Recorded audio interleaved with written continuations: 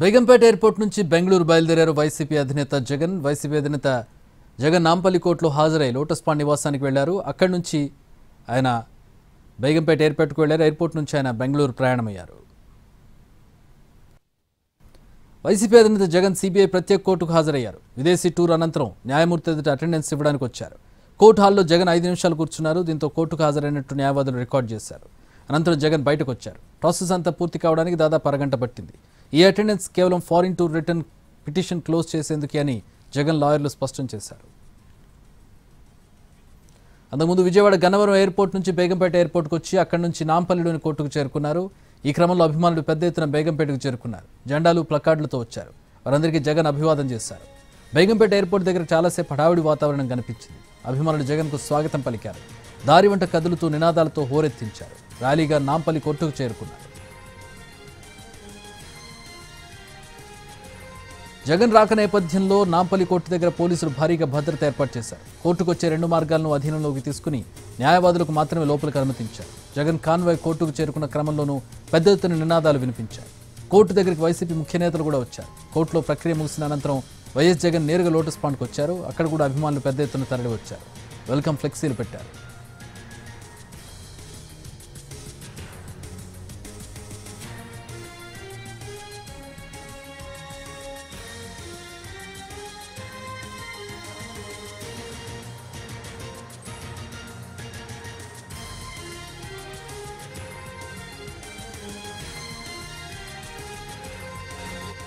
CBI ప్రత్యేక న్యాయస్థానం ముందు మన గౌరవ మాజీ ముఖ్యమంత్రి వర్యులు జగన్మోహన్ రెడ్డి గారు హాజరయ్యారు.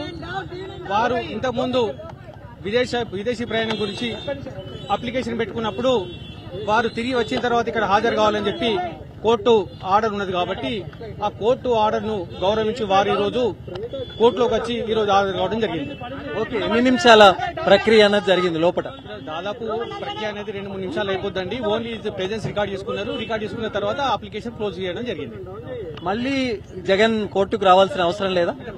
ప్రస్తుతానికి అయితే కోర్టుకు రావాల్సిన అవసరం అనేది లేదు. ప్రత్యేకించి ఆర్డర్ ఏమైతే లేదు.